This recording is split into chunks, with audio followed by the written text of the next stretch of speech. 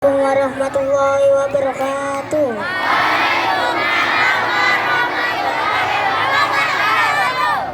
Saya Ali Reza Mufirati, perwakilan dari kelas 2A, akan memberi tutum yang bertema keutamaan sholat fardu dan akibat meninggalkannya.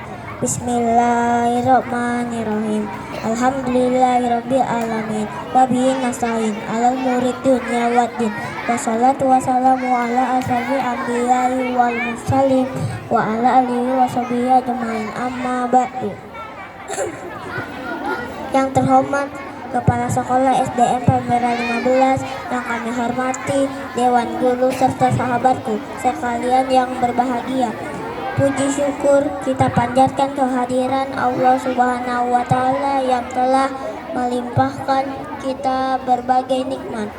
Sholawat salam kita haturkan ke junjungan Nabi Muhammad Sallallahu Alaihi Wasallam yang telah menyelamatkan kita dari alam gelap menuju alam yang terang, penuh ilmu pengetahuan.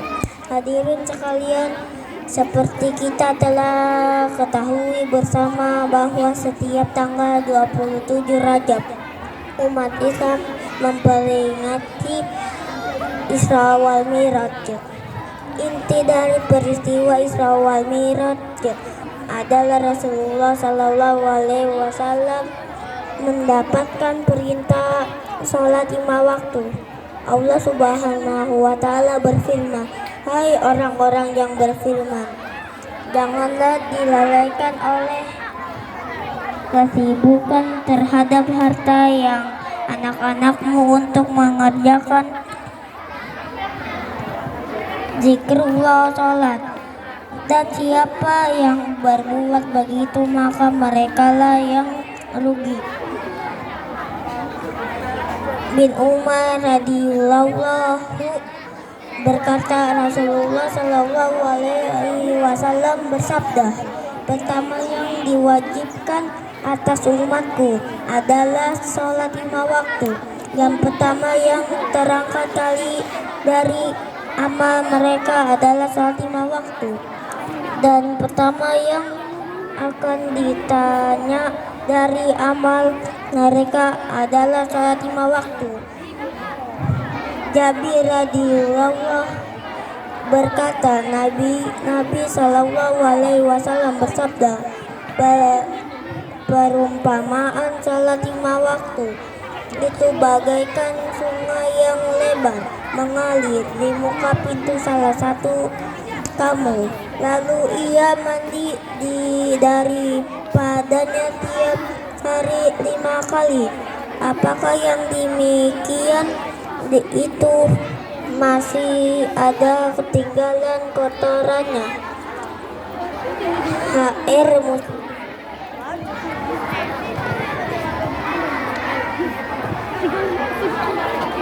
tersebut dalam hadis, siapa yang menjaga sholat 5 waktu maka Allah akan memuliakannya dengan 5 macam. 1. Dihindarkan kesempitan hidup. 2. Dihindarkan siksa kubur. 3. Diberi kitab amalnya dengan tangan kanan. 4. Berjalan di atas sirat bagaikan kilat. 5. Masuk surga tanpa hisab.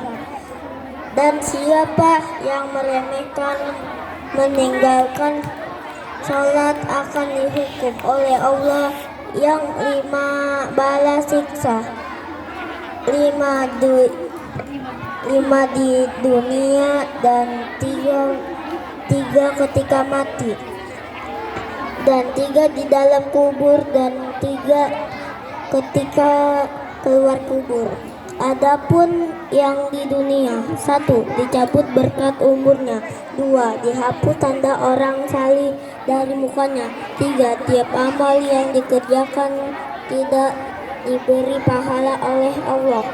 4. Doanya tidak dinaikkan ke langit. 5. Tidak dapat bagian dari doa orang-orang solihin. Adapun hukuman yang terkena padanya ketika mati, 1. Matinya hina. 2. Matinya kelaparan. 3. Matinya haus. Dan andaikan diberi air sumedera, dunia tidak akan puas dan tetap haus. Adapun hukuman di dalam kubur, disempitkan kubur, dinyalakan api dalam kubur, maka ia bergelimpang dalam api siang malam. 3. Didatangkan pada ular yang bernama Syuja yang buta matanya dari api berapi dan kukunya beri besi tiap buku panjangnya.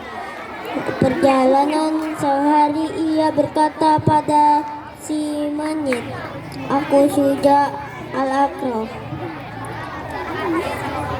Sedang suaranya bagaikan petir dan menyambar. Ia berkata, "Allah telah menyuruhku memukul kamu karena meninggalkan sholat subuh hingga terbit matahari, dan memukul kamu karena meninggalkan sholat zuhur hingga asar, dan memukul kamu karena meninggalkan sholat asar hingga maghrib, dan memukulmu karena meninggalkan sholat maghrib hingga isya, dan memukulmu karena meninggalkan sholat isya hingga subuh, dan tiap ia memukul salah satu kali tersebenamlah orang itu ke